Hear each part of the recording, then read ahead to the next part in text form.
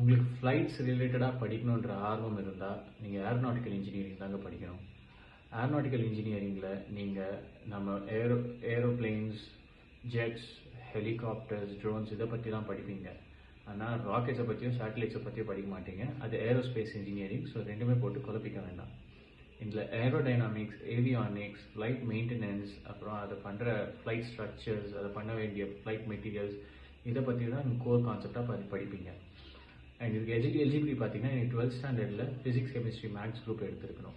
நீங்கள் engineering counselling மூலியமாக காலேஜ்க்கு என்டர் ஆக போகிறீங்கனாக்கா எந்த என்ட்ரன்ஸ் எக்ஸாமும் கிடையாது.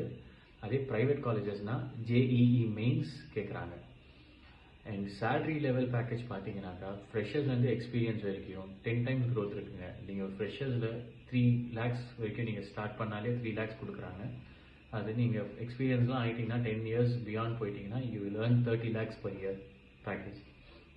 அது மட்டும் இல்லாமல் இது என்னென்ன டாப் காலேஜஸ் இருக்குது நம்ம ஊரில், நீங்கள் என்ன மாதிரியான career parts and job rules choose பண்ணணும், அதே மாதிரி எங்கே நீங்கள் ஒர்க் பண்ணணும், அதே மாதிரி நீங்கள் என்ன மாதிரியான ஸ்கில்ஸ் டெவலப் பண்ணிக்கணுன்ற டீட்டெயில் இன்ஃபர்மேஷன் நான் டிஸ்கிரிப்ஷனில் போட்டிருக்கேன். அதை பார்த்து நீங்கள் பயன்பெற்றுக்கொள்ளுங்கள். இது மாதிரி இன்னும் ரிலேட்டடான இன்ஃபர்மேஷன் உங்களுக்கு வேணும்னாக்கா என்னோட கனெக்ட் பண்ணுங்கள். என்னோடய வாட்ஸ்அப் நம்பர் கீழே நான் மென்ஷன் பண்ணிட்டேன். தேங்க்யூ.